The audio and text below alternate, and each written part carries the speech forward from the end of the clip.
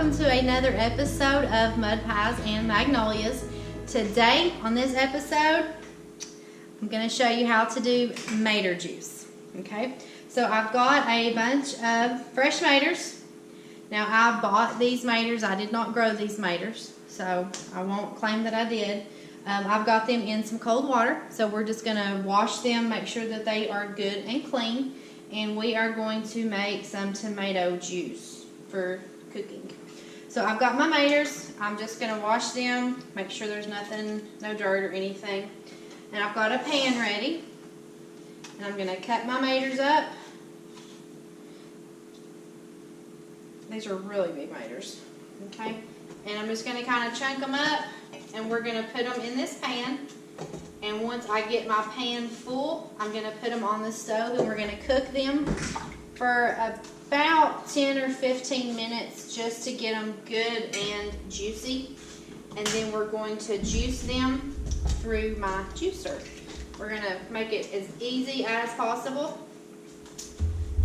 So it is important with maters that you have good, fresh, ripe tomatoes. You don't want any bad spots.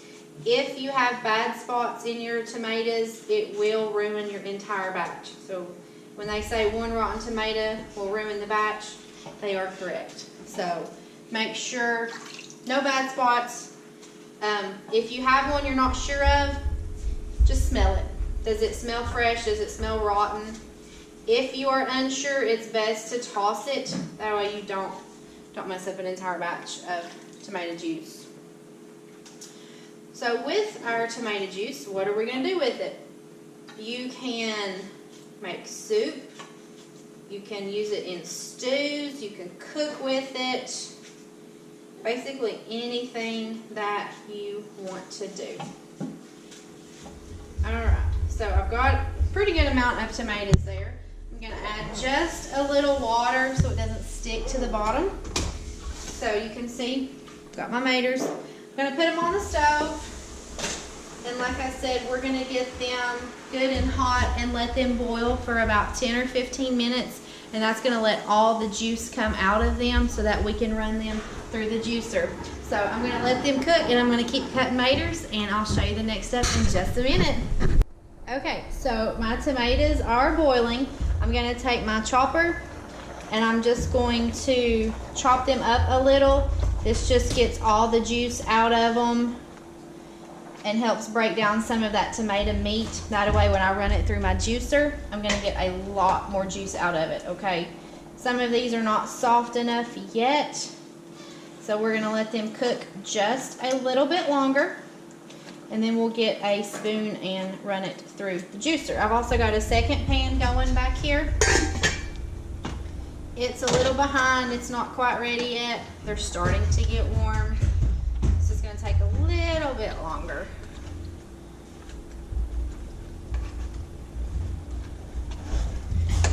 Okay, so we're going to let them cook a little bit longer, and then we'll run them through the juicer. Okay, so our tomatoes are good. They've been boiling for about 10 minutes. So you're going to want them to look about like this. You're going to see lots of juice. I'm going to dump them into another bowl because I need this pan to catch my juice.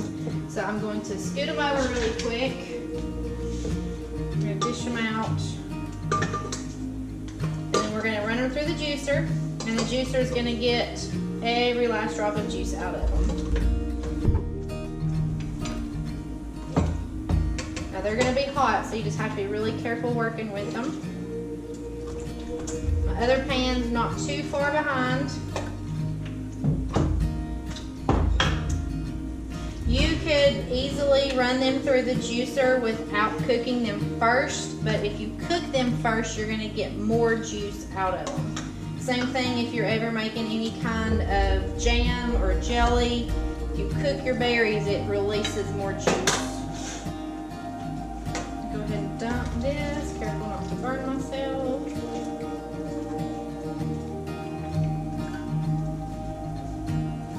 Okay. So I'm going to scoot these to the side. And now I can start getting my juice in this pan. Put something down because the pan is hot.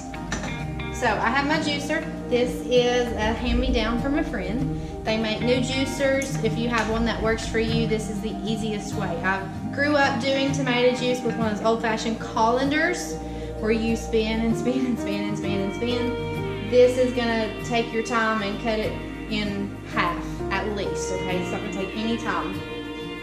All right, come here, little helper. Okay. I've got a helper who's gonna help me juice. This is his favorite thing to do. What I'm gonna do is I'm gonna take the tomatoes. We're gonna get them in here. And pour them in. Put them in. Okay. We're gonna do them too. We can do a few at a time. I'm just having to be really careful because these are hot, and this is a small opening to my juicer. All right, Mr. Juicer, show them how it's done.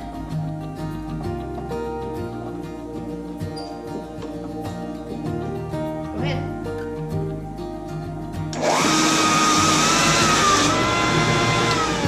All right, so you can see the scraps coming out one side, juice is coming out the other side. So let's get some more in here. We're not gonna drink it yet. Like after you get done. Yeah. I want to drink some.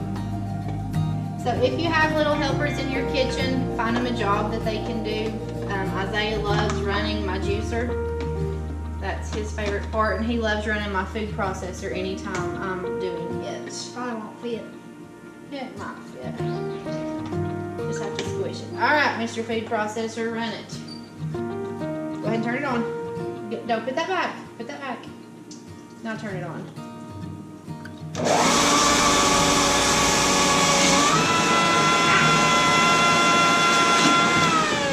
Good deal. All right, let's get more going. Let me put these on my side so maybe I can get to them easier. That hurt my finger. I'm sorry. All right, so we're gonna keep working. Who's this one? Okay, so I have all those tomatoes juiced. Went through my juicer. We've got 2 panfuls of juice, and 2.5. I'm gonna turn my stove on. Put it on about 6 or 7. You're gonna want to bring this juice to a slow simmer, almost a boil. And then once it gets hot and starts simmering, take the lids off. And you're gonna wanna boil or simmer it for about 10 to 15 minutes to get it good and thick and let some of that extra water boil off. While I have my juice cooking, I have my jars in the dishwasher, and I'm gonna get my flats and my rings out, and I'm gonna go ahead and get my pan set up to do my water bath. So we're gonna let these boil, and then once it's boiled for 10 to 15 minutes, I will show you guys how to jar it up and put it in a water bath, okay? Okay, so I wanted to show you all the old-fashioned way of how to juice using a food mill. Okay, so you can see it has a screen in the bottom and a little metal piece that we're going to circulate. So let me show you. Got some of these scraps. They still had quite a bit of juice in it. So we're going to run it through. So if you were cutting up the tomatoes, you would cook them, chunk them up, and then you would put it into this food mill instead of the juicer. Okay, now these food mills are hard to find. You can probably find it at a antique auction, maybe online. I'll try to find a link for it. You put your stuff in and you just turn and turn and turn and turn some more. Okay, when I was a little girl, this was my job. Turn and turn. Okay, and you can see the juice comes out the bottom.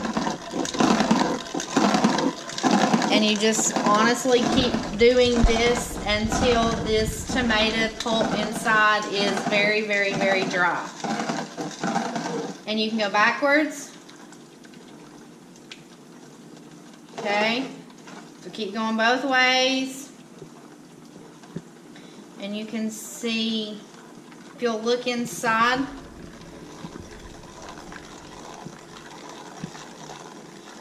you can see how it's getting a lot thicker. It's getting all the juice out.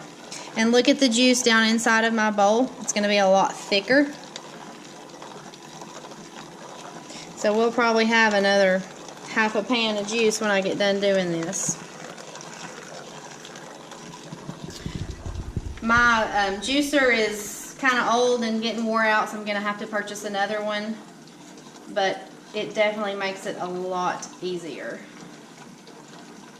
And I'm gonna show you what this looks like when you're done, and then I'm gonna keep going. It's kind of like never ending. I would stand at the sink for hours and hours doing this right here. My mom still does her tomato juice this way. Your arm will definitely get really sore. Show us the juice on the stove. Oh, yeah, I've got juice on the stove going. I've got it simmering, just at a low simmer. So I want it to get a little bit thicker. Be really careful. Don't get your pans too full because it will boil over very, very easily. So we're almost ready to jar that up. I'm going to finish juicing this and then we'll jar this up and I'll show you how to process it. Okay, so our juice is ready to put in our jars. So I just got these jars out of my dishwasher. They're super, super, super hot. But before I put my juice in, I've got to put in salt and an acid of some sort. You can either use lemon juice or citric acid. I'm going to use citric acid today. You're going to want a teaspoon of citric acid or lemon juice and a teaspoon of plain salt. So I'm going to go ahead and put that in all of my jars, starting with my salt. Do not skip this step, okay? It adds the acid and the salt, which helps preserve the food and prevents foodborne illness, such as botulism. Okay, this is what is recommended by the USDA in the book that I showed you in my green bean video. So if you've not seen that, make sure you go watch that one. So here's the citric acid. And we'll also post a link for this. I ordered this off Amazon to make cheese. Alright, salt and citric acid is in. Show us what the acid looks like. Citric acid is just a white powder. I'm in the package.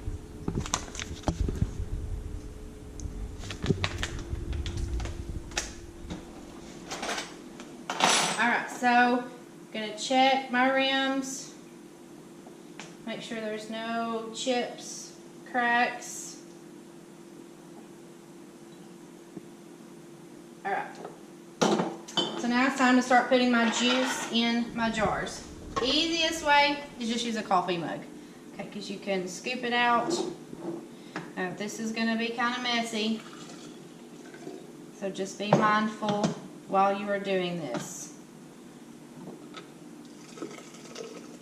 And it's really hot.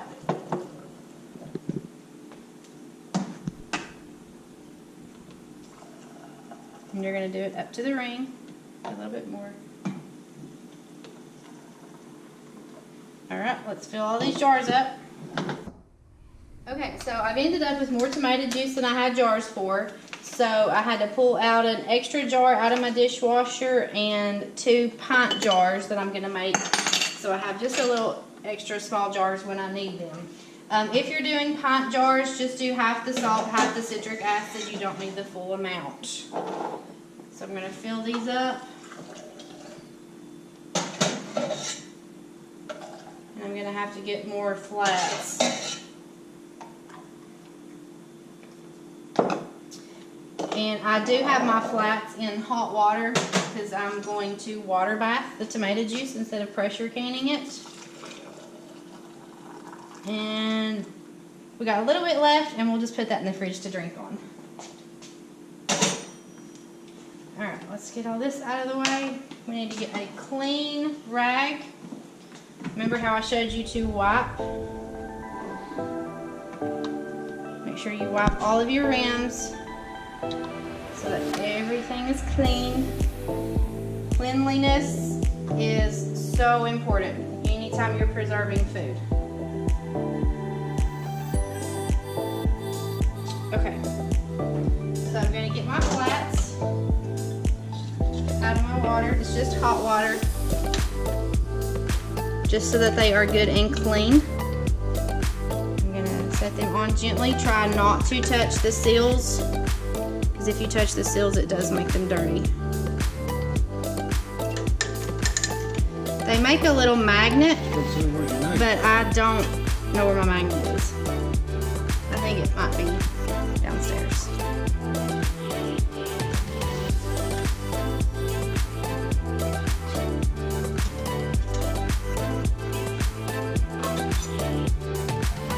While those are heating up, I'm going to go ahead and put my rings on these. Just tighten them down, finger tight. Do not over tighten. Be very careful. These jars are scalding hot.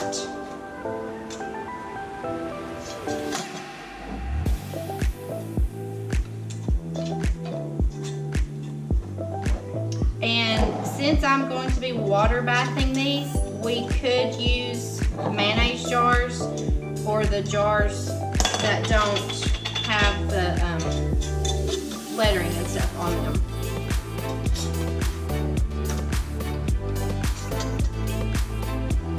All right.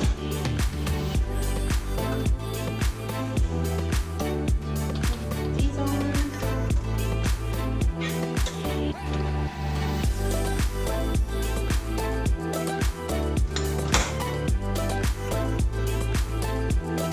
And some of you may be wondering, what's the difference, wide mouth, regular mouth for juice? No difference, just whatever jars you have available is perfectly fine.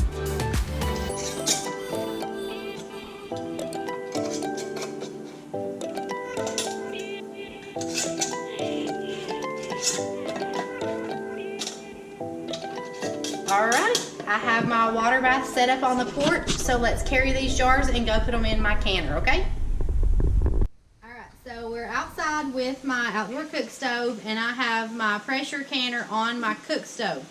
But we are not going to pressure can this tomato juice. We are only going to water bath. But I'm still using this pot because it's really big and it's easy to use. I'm going to take the lid off. My water is hot, and I'm going to put my jars in one at a time. Okay, look at that pretty juice. So you're just going to set it in just like you would if you were pressuring.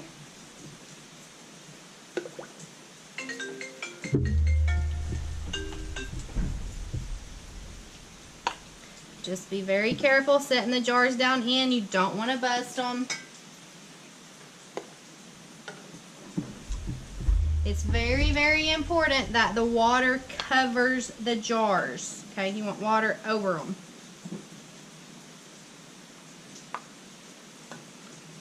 And I may have got just a little too much water. It'll be okay. That's why it's easy to do outside. Okay, once this comes to a full boil, a water bath, we are going to do it for 45 minutes for my elevation. We're above 1,000 feet, so we are going to do 45-minute water bath. We'll put the lid back on, and I will start my time once the water starts boiling. Okay, and then after my 45 minutes, we will take it out and set them on the counter to cool. Okay, so I will be back once these have processed for 45 minutes. Okay, Miss Magnolia is busy making gravy for supper, but she wanted me to show you, so it's came to a boil. Just a good rolling boil. Make sure that the jars stay covered, and basically she set her timer and gonna let it boil like this for 45 minutes, and it should be good to go. Alright, so we have been processing for 45 minutes, so we are ready to come out of the hot water now.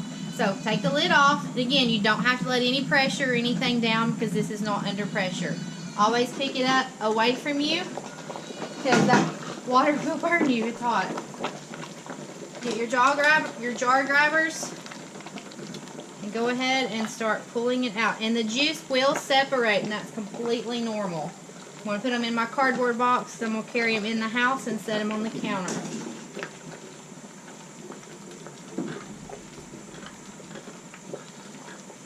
These are extremely hot, and go ahead and listen. You'll hear them starting to seal. You'll hear the little popping. That means they seal.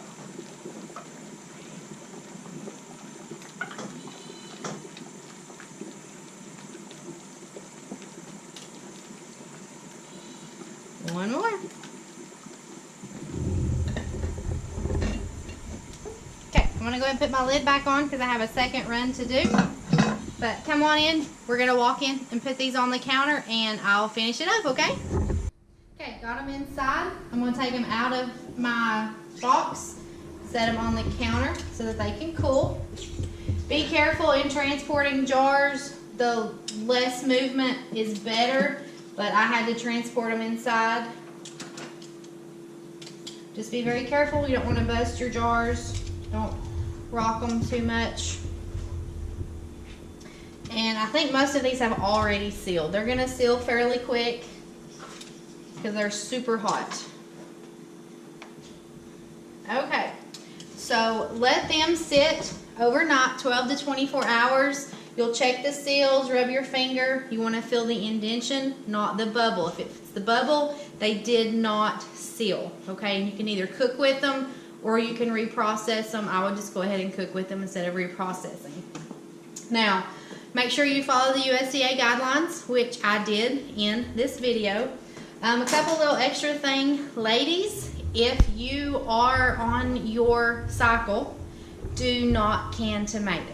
No tomatoes, no tomato products at all. It's an old wives' tale, but it is absolutely true. You cannot can any kind of tomato products during that time, okay? Because you will lose it. If y'all have any questions, make sure you drop them in the comments. We will drop some links in the description for some of the stuff that we used, and I hope you all enjoyed another Mud Pie and Magnolia video. Make sure you like and subscribe. A few moments later. So I came back out here to put my second run of tomato juice in because I had more jars than I could fit the first time. I put my 2 pints and my quart in, and I needed to add water, so I went and got some hot water to add in. Came out, took the lid off, and one of my jars busted. So I don't know how you're going to prevent that. It happens sometimes. It's a weakness in the jar. You can't always prevent that. So the whole bottom, you can see obviously that my water is not clean, but the whole bottom came out of this jar. And that just happens. There's nothing that I can have done to prevent that. That's just, I was very gentle setting it down in the canner. It just happened. So I have to take these out. I'm gonna have to get fresh water. I'm gonna have to get my water back boiling and start all over to process my 2 jars. So if that happens to you, clean, start from scratch, because you don't want to process in dirty water, okay? There's glass down in here, so I'm gonna have to get that out. Just be really careful. Turn my heat off. So that's what it looks like. Sometimes that it's not all easy and doesn't always go perfect. You will eventually have a mishap. So when that happens, just roll with it, clean it up, and try again.